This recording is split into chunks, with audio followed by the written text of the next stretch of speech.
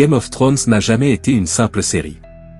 Dès sa première diffusion, quelque chose de plus profond s'est imposé à des millions de spectateurs à travers le monde. Une sensation étrange. Une impression de déjà-vu. Comme si cette histoire médiévale, violente et brutale, parlait en réalité d'autre chose. De nous. De notre monde. De notre passé, et peut-être même de notre avenir. Car derrière les dragons, les trônes et les batailles sanglantes, se cache une structure bien plus ancienne que la télévision. Une structure qui ne relève pas de la fiction, mais de l'histoire humaine, du pouvoir réel, des cycles de domination, et des vérités que les civilisations ont toujours dissimulées sous des récits symboliques. Game of Thrones est construit comme un miroir. Un miroir déformant, volontairement brutal, qui expose sans filtre la nature du pouvoir. Ici, il n'y a pas de héros parfait. Il n'y a pas de morale simple. Il n'y a que des stratégies, des trahisons, des sacrifices, et une lutte permanente pour le contrôle. Exactement comme dans le monde réel. Les grandes maisons de Westeros ne sont pas des inventions innocentes.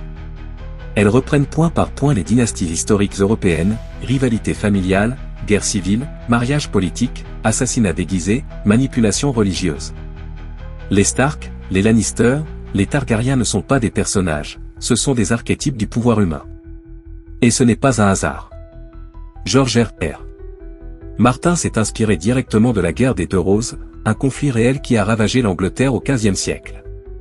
Une guerre où deux lignées se sont affrontées pour le trône, laissant derrière elles un pays détruit, une population sacrifiée, et une élite intacte. Exactement comme à Westeros. Mais la série ne s'arrête pas là.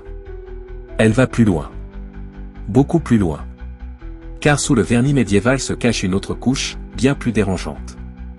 Une couche symbolique, presque ésotérique. Game of Thrones parle d'un monde où l'histoire se répète, où les masses oublient, où le danger réel n'est jamais celui que l'on montre à l'écran. Pendant que les royaumes s'entretuent pour le trône de fer, une menace bien plus ancienne grandit dans l'ombre. Une menace que personne ne prend au sérieux. Une menace reléguée au rang de mythe, de légende, de conte pour enfants. Les marcheurs blancs. Et c'est ici que la série révèle sa véritable nature. Les marcheurs blancs ne sont pas de simples monstres. Ils représentent l'oubli. Le retour cyclique des catastrophes que l'humanité refuse de voir venir. Le froid, la mort, l'effondrement, la fin d'un monde.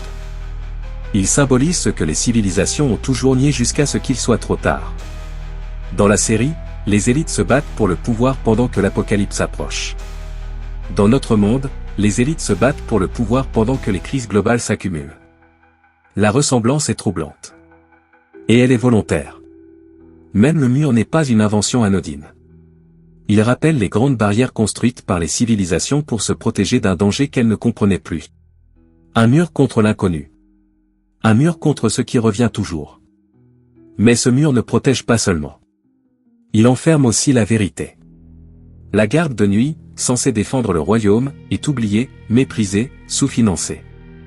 Comme tous ceux qui, dans le monde réel, tentent d'alerter sur les dangers à venir. Ceux qui savent deviennent des parias. Ceux qui parlent sont ignorés. Et pendant ce temps, le jeu continue. Le trône de fer lui-même est un symbole glaçant. Forgé à partir d'armes fondues, inconfortable, dangereux, impossible à posséder sans se blesser. Un pouvoir qui détruit ceux qui le convoitent. Une métaphore parfaite du pouvoir réel, qui promet la domination mais exige toujours un prix sanglant. Rien dans cette série n'est gratuit. Chaque détail, chaque scène, chaque dialogue est conçu pour transmettre une vérité dérangeante. Le monde n'est pas dirigé par la justice, mais par la stratégie. Pas par la morale, mais par la force. Pas par le peuple, mais par ceux qui contrôlent le récit. Et ce récit, justement, est l'arme la plus puissante. Dans Game of Thrones, l'histoire est écrite par les vainqueurs. Les mensonges deviennent des vérités officielles. Les crimes sont effacés. Les monstres deviennent des héros. Exactement comme dans notre réalité. Ce que vous regardez n'est donc pas une série.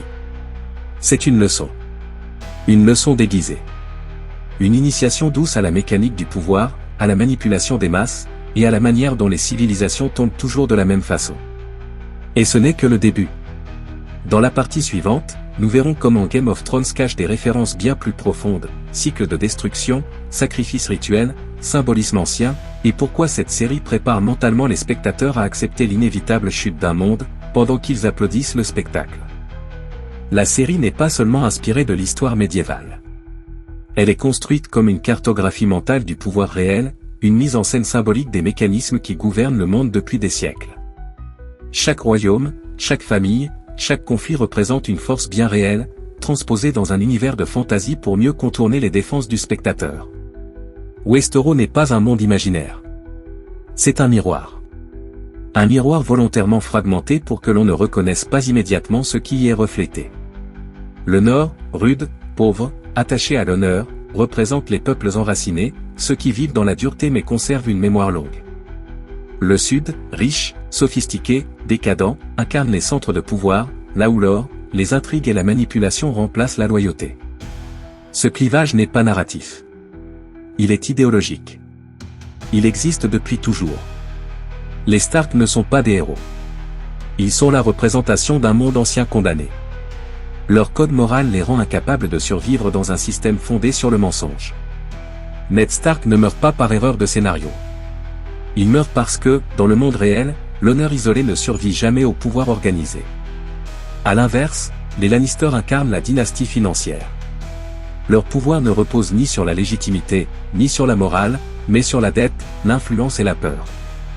Un Lannister paie toujours ses dettes n'est pas une phrase anodine. C'est la définition même d'un empire économique. Tant que les dettes existent, le pouvoir reste intact. Mais la série va plus loin. Elle montre que le véritable pouvoir n'est jamais sur le trône.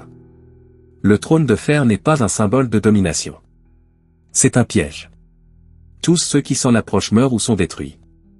Le pouvoir visible est sacrifiable. Le pouvoir réel, lui, reste dans l'ombre, intact, silencieux. C'est ici qu'intervient une couche beaucoup plus dérangeante de la série. Les maîtres. Présentés comme des érudits neutres, ils contrôlent en réalité le savoir, la mémoire, l'éducation des élites.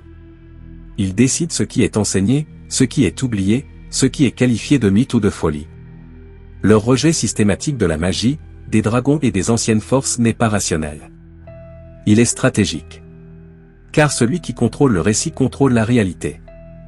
Dans Game of Thrones, chaque fois qu'une force ancienne réapparaît, elle est niée, ridiculisée ou cachée. Exactement comme dans notre monde. La magie n'a pas disparu.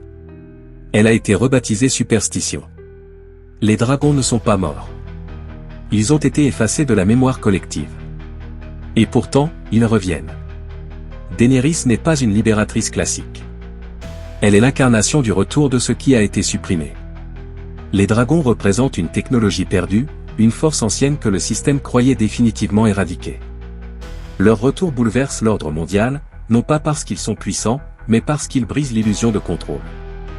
C'est pour cela que Daenerys doit, elle aussi, être détruite. Pas parce qu'elle devient folle.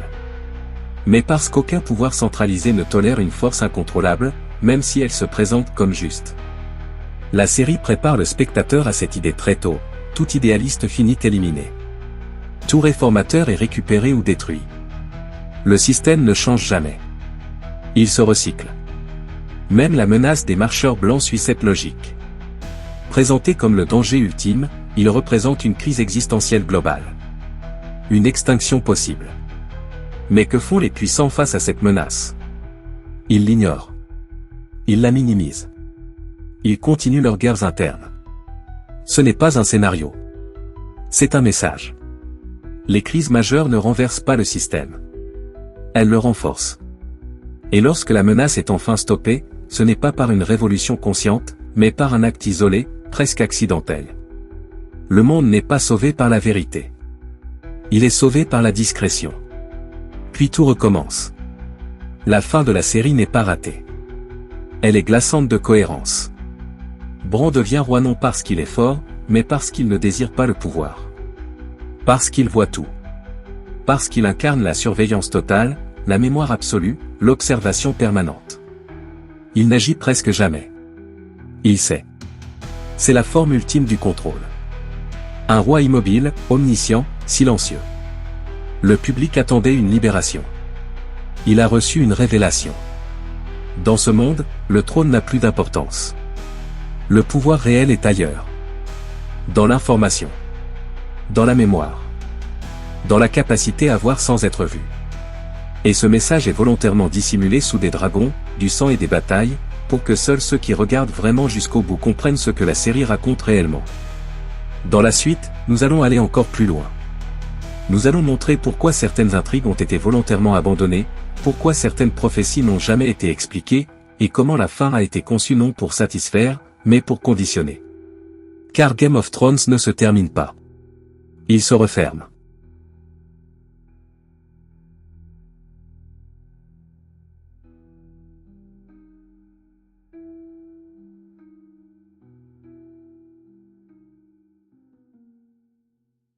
Dans cette partie, nous entrons dans le cœur réel de Game of Thrones. Car derrière les dragons, les trônes et les batailles spectaculaires, la série repose sur une structure bien plus ancienne, bien plus dérangeante, une cartographie fidèle du pouvoir humain, telle qu'elle a réellement existé. George R.R. Martin ne raconte pas une fantaisie. Il recompose l'histoire, morceau par morceau, en retirant simplement les noms que nous connaissons, pour mieux révéler les mécanismes que nous préférons oublier. Westeros n'est pas un monde imaginaire.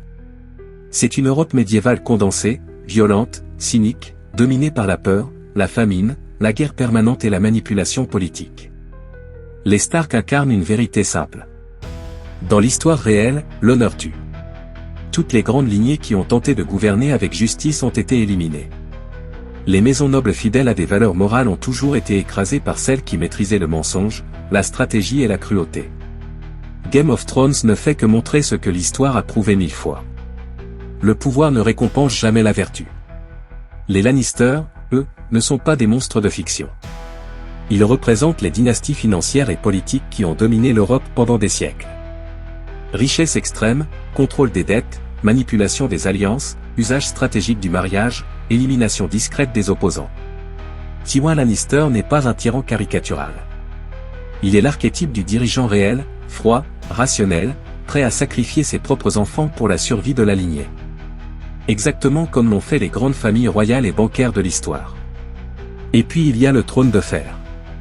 Ce trône n'est pas un symbole de pouvoir glorieux. Il est volontairement inconfortable, coupant, dangereux. Parce que Martin rappelle une vérité fondamentale, le pouvoir n'est jamais stable, et ceux qui s'y assoient finissent toujours blessés. Dans l'histoire réelle, aucun roi n'a régné sans trahison. Aucun empire n'a survécu sans massacre. Aucun pouvoir central n'a existé sans oppression. Game of Thrones ne romantise pas cela. Il l'expose. La garde de nuit, elle, représente une autre réalité souvent ignorée. Les frontières sacrifiées. Dans toutes les civilisations, ceux qui protègent le royaume sont les plus oubliés. Envoyés loin, privés de famille, effacés de la mémoire collective. Exactement comme les légions romaines aux confins de l'Empire, ou les soldats envoyés dans des territoires hostiles sans jamais revenir. Le mur n'est pas une barrière magique. C'est une frontière politique, créée par la peur de l'inconnu. Et au-delà du mur se trouve ce que toutes les civilisations redoutent.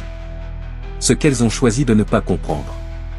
Les marcheurs blancs ne sont pas seulement des monstres. Ils incarnent les menaces ignorées par les élites, pendant qu'elles se battent pour le pouvoir. Changement climatique, famine, pandémie, effondrements sociaux.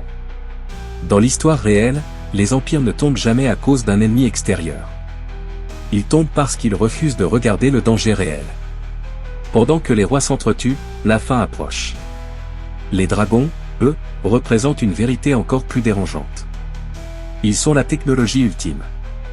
Dans chaque époque, une force domine toutes les autres. Le feu grec, la poudre, l'arme nucléaire. Les dragons sont cette force. Une puissance incontrôlable qui donne un avantage absolu, jusqu'à ce qu'elle se retourne contre son possesseur. Daenerys ne devient pas dangereuse parce qu'elle est folle. Elle devient dangereuse parce qu'elle croit être juste. Et c'est là le message le plus sombre de la série.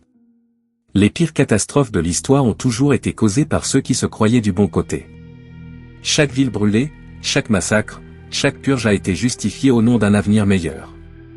Game of Thrones ne parle pas de fantaisie. Il parle de nous.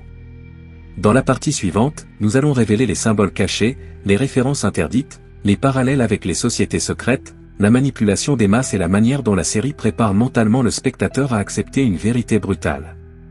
Le monde n'est pas gouverné par la morale, mais par ceux qui comprennent le jeu. Et ce jeu, vous le connaissez déjà. La série n'a jamais seulement raconté une guerre pour un trône. Elle a exposé, avec une précision presque dérangeante, les mécanismes réels du pouvoir, ceux que l'histoire officielle préfère maquiller. À ce stade du récit, tout devient plus clair. Les batailles, les trahisons, les alliances ne sont pas là pour divertir, mais pour habituer le spectateur à une vérité brutale. Le pouvoir ne repose ni sur la morale, ni sur la justice, mais sur la peur, le contrôle de l'information et la capacité à sacrifier les autres sans hésitation. À Westeros, ceux qui croient au bien, à l'honneur ou à la loyauté meurent les premiers. Ned Stark, figure morale centrale, est exécuté publiquement. Ce moment précis n'est pas un simple choc scénaristique, c'est un message. La série annonce dès le départ que le monde réel fonctionne exactement de la même manière. Les règles idéales sont écrites pour les faibles. Les règles réelles sont appliquées par ceux qui tirent les ficelles dans l'ombre. Derrière chaque grande maison se cache une structure de pouvoir invisible. Les Lannister ne dominent pas par leur force militaire, mais par la dette, la corruption et la manipulation économique. Littlefinger ne possède ni armée ni royaume, mais il contrôle l'information, provoque les crises et prospère sur le chaos. Varys, quant à lui, incarne le renseignement pur. Il ne prend jamais le pouvoir, mais il décide silencieusement qui peut l'approcher. Ces personnages ne sont pas fictifs dans leur essence. Ils sont des archétypes. Des reflets directs des élites politiques, financières et stratégiques qui gouvernent notre monde. Game of Thrones montre que le vrai pouvoir n'est jamais visible, qu'il n'est jamais assis sur le trône. Le trône n'est qu'un symbole, une illusion destinée au peuple pendant que les véritables décisions sont prises ailleurs. Et puis il y a la guerre. Toujours présentée comme inévitable, toujours justifiée par une cause noble. Mais en réalité, chaque conflit sert les mêmes intérêts, redistribuer les cartes du pouvoir. Les soldats meurent, les royaumes brûlent, pendant que ceux qui ont déclenché la guerre survivent, s'enrichissent et renforcent leur position. Là encore, la série ne fait que refléter l'histoire humaine, sans filtre, sans mensonge. Mais la manipulation la plus profonde de la série arrive subtilement. Elle conditionne le spectateur à accepter l'inacceptable. À applaudir la vengeance. À justifier la violence quand elle sert le bon camp. À comprendre que pour gouverner, il faut parfois devenir pire que l'ennemi. Cette normalisation progressive n'est pas anodine. Elle agit comme un entraînement psychologique. Et pendant que l'attention est captée par les jeux de pouvoir visibles, une menace bien plus grande progresse lentement, presque silencieusement. Les marcheurs blancs. Une force que personne ne prend au sérieux, car elle ne rentre dans aucun schéma politique. Elle ne négocie pas. Elle ne corrompt pas. Elle avance. Ce détail est fondamental. Game of Thrones révèle que les civilisations s'effondrent rarement à cause de leurs ennemis extérieurs, mais parce qu'elles refusent de regarder la vraie menace, trop occupées à se battre pour le pouvoir. Pendant que les rois jouent, le monde s'éteint. La série ne critique pas seulement le pouvoir. Elle dénonce l'aveuglement collectif, la priorité donnée aux conflits internes plutôt qu'à la survie globale. Et ce message devient de plus en plus clair à mesure que l'histoire avance. Ceux qui refusent de s'unir face à l'inévitable condamnent tout le monde, pas seulement eux-mêmes. Dans la suite, nous irons encore plus loin. Car derrière la magie, les dragons et la glace, se cache une lecture bien plus dérangeante, celle d'un monde cyclique, manipulé, condamné à répéter les mêmes erreurs, encore et encore. Et c'est précisément là que Game of Thrones cesse d'être une série, pour devenir un avertissement.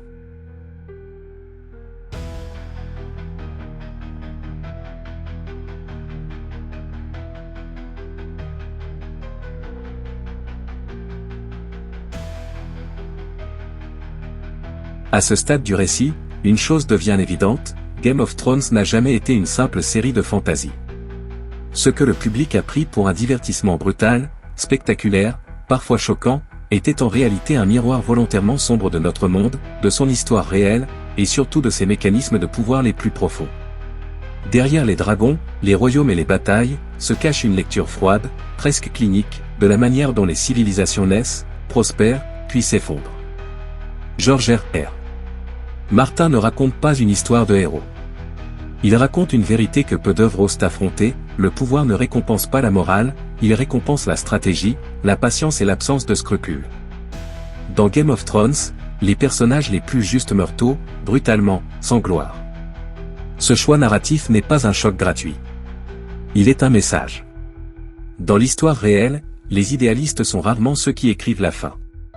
chaque grande maison de Westeros incarne une structure historique bien réelle. Les Stark représentent les sociétés fondées sur l'honneur, la tradition et la loyauté. Des valeurs nobles, mais fragiles face à des systèmes plus cyniques. Les Lannister incarnent les dynasties financières, celles qui contrôlent le pouvoir non par la légitimité morale, mais par la dette, l'influence et l'or. Les Baratheons symbolisent la prise de pouvoir par la force brute, souvent instable et éphémère. Quant aux Targaryens, ils représentent les lignées qui se prétendent divines, légitimes par le sang, convaincus que leur droit à régner est inscrit dans la nature même du monde. Ce que la série démontre avec une précision dérangeante, c'est que toutes ces formes de pouvoir sont condamnées. Aucune ne résiste au temps. Aucune ne survit sans se transformer en quelque chose de monstrueux. Le trône de fer lui-même, objet central de toutes les intrigues, n'est pas un symbole de victoire, mais un avertissement.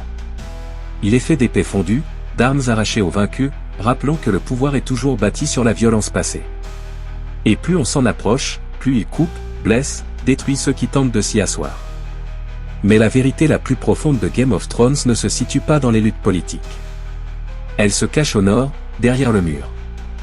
Les marcheurs blancs ne sont pas de simples antagonistes surnaturels. Ils sont la représentation d'une menace existentielle ignorée par les élites, parce qu'elle ne sert aucun intérêt immédiat. Pendant que les royaumes s'entredéchirent pour un trône, une extinction totale avance lentement, inexorablement. Ce parallèle est volontaire. Il reflète un schéma historique constant, les civilisations disparaissent rarement par manque de ressources ou de puissance militaire. Elles disparaissent parce qu'elles sont incapables de s'unir face à une menace commune. Le mur, gigantesque, ancien, presque mythique, représente ces frontières artificielles que l'humanité érige en croyant qu'elles la protégeront éternellement. Mais le mur ne tient pas parce qu'il est fort. Il tient parce que les hommes croient encore en sa fonction. Le jour où la croyance disparaît, la chute devient inévitable. La garde de nuit, quant à elle, incarne une vérité encore plus inconfortable. Ceux qui protègent réellement le monde sont souvent marginalisés, oubliés, méprisés. Ils ne portent pas de couronne, ne siègent pas dans des palais, et ne sont célébrés par personne. Leur sacrifice est invisible. Comme dans le monde réel, les véritables remparts de la civilisation ne sont jamais glorifiés. La série va plus loin encore. Elle déconstruit le mythe du sauveur. Jon Snow, Daenerys, Arya, aucun d'eux n'est présenté comme un messie incontestable. Chacun est imparfait, manipulé, parfois aveuglé par ses propres certitudes. Daenerys, en particulier, incarne une vérité que peu de récits osent affronter, la frontière entre libérateur et tyran est presque invisible. Celui qui croit détenir la vérité absolue finit toujours par imposer le feu et le sang.